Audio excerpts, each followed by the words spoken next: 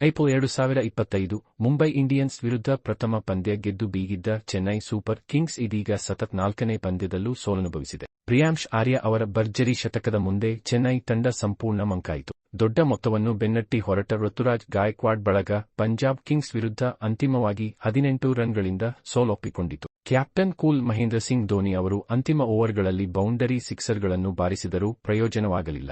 ಮುಲ್ಲಾನ್ಪುರದಲ್ಲಿ ಮಂಗಳವಾರ ನಡೆದ ಪಂದ್ಯದಲ್ಲಿ ಗೆಲುವಿಗೆ 220 ರನ್ಗಳ ಗುರಿ ಪಡೆದ ಚೆನ್ನೈ ಸೂಪರ್ ಕಿಂಗ್ಸ್ ತಂಡ ನಿಗದಿತ 20 ಓವರ್ಗಳು ಮುಗಿದಾಗ 5 ವಿಕೆಟ್ ನಷ್ಟಕ್ಕೆ 201 ರನ್ಗಳನ್ನು ಗಳಿಸಲು ಶಕ್ತವಾಯಿತು. ಹೀಗಾಗಿ ಗೆಲುವಿನ ನಗು ಪಂಜಾಬ್ ತಂಡದ್ದಾಯಿತು. ಚೆನ್ನೈ ಪರ ರಚಿನ್ ರವೀಂದ್ರ 36 ಮತ್ತು ಡ್ವೇನ್ ಕಾನ್ವೆ 69 ಇಬ್ಬರೂ ಎಚ್ಚರಿಕೆಯಿಂದ ಆಡುತ್ತಾರೆ. ಆದರೆ 4ನೇ ಕ್ರಮಾಂಕದಲ್ಲಿ ಬ್ಯಾಟಿಂಗ್ಗೆ ಇಳಿದ ಶಿವನ್ ದುಬೆ ಅವರು 27 ಎಸೆತಗಳಿಂದ 42 ರನ್ ಗಳಿಸಿದರು. 4 ಓವರ್ಗಳು ಬಾಕಿ ಇದ್ದಾಗ ಕ್ರೀಸಿಗೆ ಆಗಮಿಸಿದ ಧೋನಿ ಅವರು 1 ಬೌಂಡರಿ ಮತ್ತು ಸಿಕ್ಸರ್ಗಳನ್ನು ಬಾರಿಸಿದರು. ಅವರು 12 ಎಸೆತಗಳಿಂದ 27 ರನ್ ಗಳಿಸಿದರೂ ಯಾವುದೇ ಪ್ರಯೋಜನವಾಗಲಿಲ್ಲ. ಅವರು 2 ಬೌಂಡರಿ 3 ಸಿಕ್ಸರ್ ಸಿಡಿಸಿದರು. ಇದಕ್ಕೂ ಮೊದಲು ಬ್ಯಾಟ್ ಮಾಡಿದ ಪಂಜಾಬ್ ಕಿಂಗ್ಸ್ 83 ರನ್ಗಳಿಗೆ 5 ವಿಕೆಟ್ ಕಳೆದುಕೊಂಡು ಸಂಕಷ್ಟದಲ್ಲಿತ್ತು. ಒಂದು ತುದಿಯಲ್ಲಿ ದೃಢವಾಗಿ ನಿಂತಿದ್ದ ಪ್ರಿಯಾಂಶ್ ಆರ್ಯ ಅವರು ಶಶಾಂಕ್ ಸಿಂಗ್ ಜೊತೆ ಸೇರಿ 6ನೇ ವಿಕೆಟ್ಗೆ 71 ರನ್ಗಳ ಜೊತೆಯಾಟ ಆಡಿದರು. ಪ್ರಿಯಾಂಶ್ ಆರ್ಯ ಅವರು ಕೇವಲ 42 ಎಸೆತದಿಂದ 103 ರನ್ ಬಾರಿಸಿದರು. ಶತಕ ಗಳಿಸಲು ಅವರು ತೆಗೆದುಕೊಂಡದ್ದು ಕೇವಲ 39 ಎಸೆತಗಳನ್ನು.